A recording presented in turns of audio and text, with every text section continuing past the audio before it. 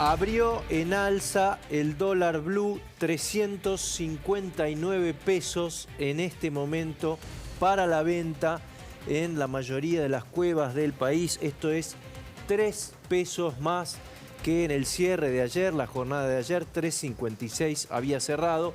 Y esto está acompañado por las cotizaciones del llamado dólar financiero, el dólar MEP, más conocido como dólar bolsa, mercado electrónico de pagos. En este momento está 348, es decir, vamos a tener o estamos teniendo otra jornada de inquietud en el mercado. Veremos si esto sigue subiendo o se frena. Y vamos a darle la bienvenida a Daniel Estico, colega economista. Gracias por venir, Daniel. No, gracias a vos, Pancho. Gracias por invitarme. Hola, ¿cómo están?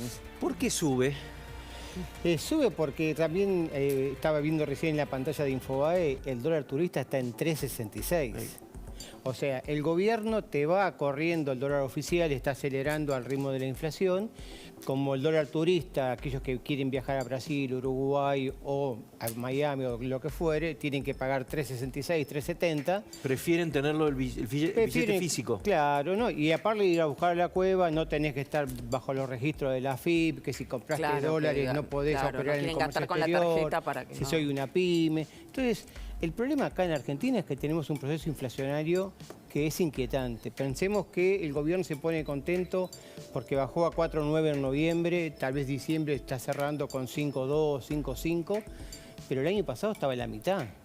El año pasado, cuando estábamos en diciembre del 2021, la tasa de inflación estaba en el 3, 3,5, y ahora estamos hablando casi 6. Por lo tanto, por un lado tenemos proceso inflacionario acelerado. Por otro lado, un banco central que no logra sumar divisas. Inventan el dólar soja. El dólar soja 2, ¿qué hace? Cuando el chacarero cobra, el exportador cobra a un precio especial esa dólar soja, empieza a pagar a los contratistas, empieza a pagar al que almacena los granos, etc. Y en algún momento llega a un sector donde va la cueva. ¿Por qué? Porque tenemos un 40-45% de la economía argentina en negro. Entonces es inevitable que si vos fomentás el ingreso de divisas, le inyectás pesos al mercado, parte lo podés absorber con las famosas LELIQ, los que van a un plazo fijo, entonces el Banco Central absorbe esos plazos fijos que no tienen demanda de crédito y el resto va a liquidez y compran dólares. Esto, lo que acabas de decir, es muy importante, el mecanismo por el cual la gente que podría, la gente que está pensando en viajar, por ejemplo, ¿no? Dice, bueno, ¿cuánto está hoy el dólar turista, el tarjeta? Con todos los impuestos, 3.66. 3.66. Entonces la gente dice, no, prefiero ir con el billete que me sale en este momento 359, es decir, más barato.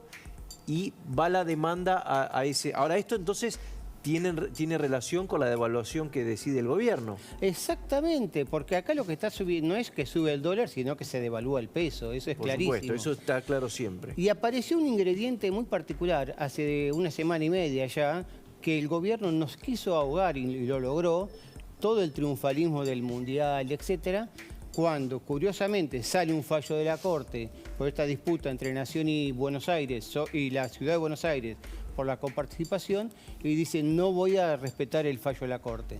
Entonces cuando vos decís, che, la Constitución la tiro a la basura, la división de poderes yo... O sea, ese es el ruido político, El ruido político fue el disparador del tipo de cambio libre, porque hasta entonces venía bastante tranquilo.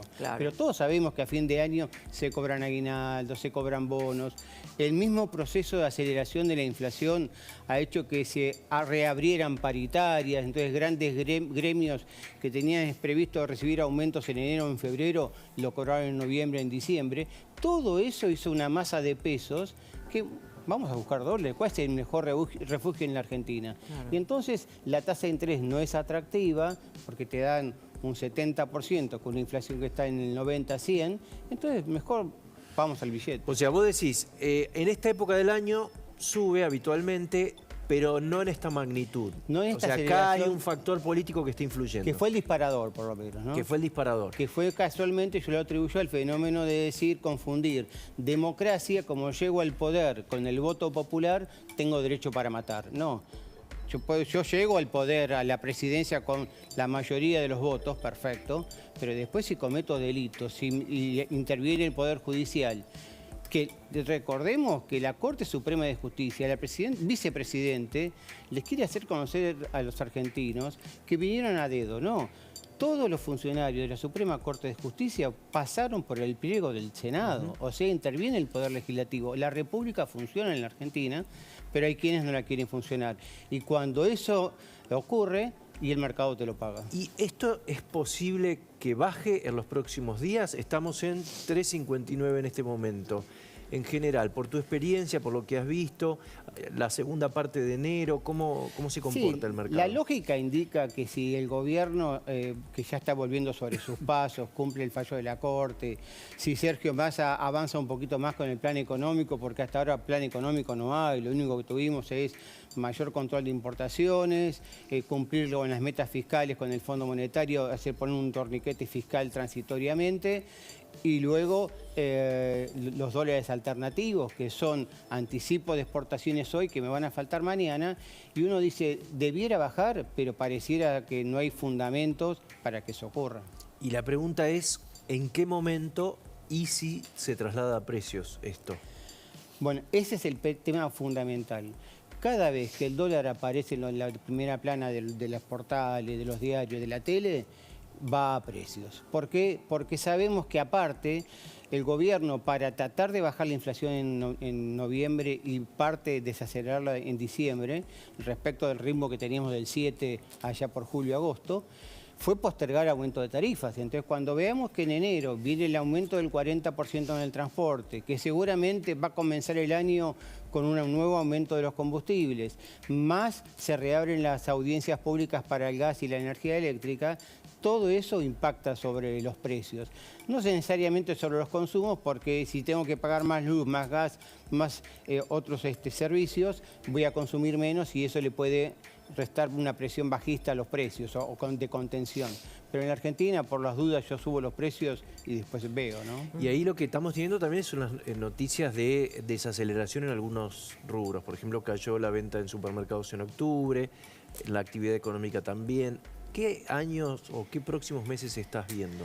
Bueno, claramente el consenso de los economistas dice que la Argentina ya entró en recesión. Tuvimos caída de la actividad económica en septiembre, en octubre y seguramente en noviembre. El gobierno dice que este mes, no sé por qué causa, la actividad va a repuntar.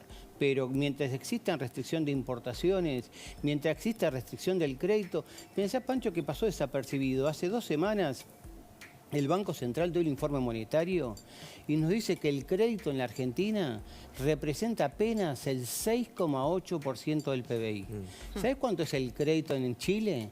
80% del PBI. En Brasil 50%, en Colombia más de 40%. Entonces, la Argentina, que vive al contado, hace que no tenga capacidad de Aparte, financiar... crédito de corto plazo para el consumo, ¿no? No el crédito... principal consumo es tarjeta de crédito. Claro. Entonces, en la medida en que no generemos un shock de confianza, que recupere el crédito, que crezcan los depósitos y se mueva el aparato, la inversión productiva, la Argentina está condenada a un proceso recesivo en el cual tuvimos una mega recuperación importante en 2021, parte de 2022, por la gran depresión que provocó la pandemia en el 2020. Y en enero suele ser un mes donde el gobierno aprovecha que la gente está de vacaciones como para tomar alguna medida económica. ¿Cómo lo ves? ¿Ves que es posible que este enero pueda pasar lo mismo? Eso es lo que están muchos pensando. Muchos están imaginando un enero similar al 2014, claro. Kicillof.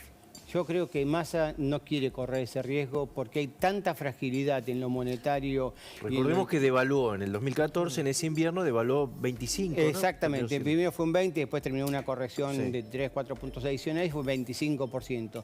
Perdieron las elecciones.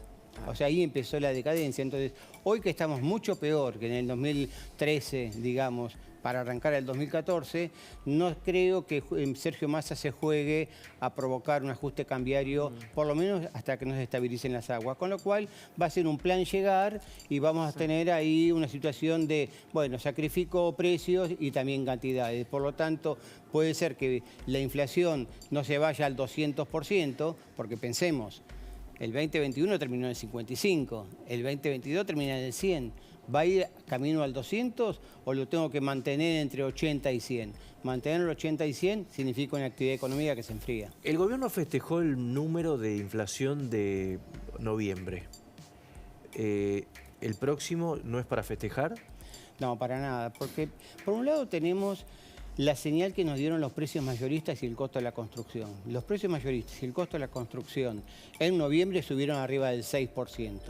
Si a eso le agregamos que vienen los aumentos de servicios y este salto anticipado del tipo de cambio el 20 de diciembre para acá, tenemos que parte de lo que venía bien o contenido los precios se aceleraron en esta última semana y entonces le va a complicar al gobierno la posibilidad de poder festejar y decir el proceso de desinflación. ¿Te acordás como decía Federico Sturzenegger? Creo que se frenó y hoy la inflación está consolidada en un rango del 6% mensual, con algún pico de 7 y alguna baja de 5, pero ese es el sendero si todo va bien. Ahora, si quieren hacer correcciones cambiarias porque hay un atraso del 30%, si quieren hacer correcciones tarifarias porque hay un atraso del 40%, y tras cartón, si se ocurre eso, hay que corregir salarios y corres el riesgo de que te vaya a una tasa de inflación del 200 o 300%. Ese es el riesgo que creo Massa no está dispuesto a correr. Daniel, muchísimas gracias. Un gusto. Muchísimas gracias. Feliz año. Igualmente.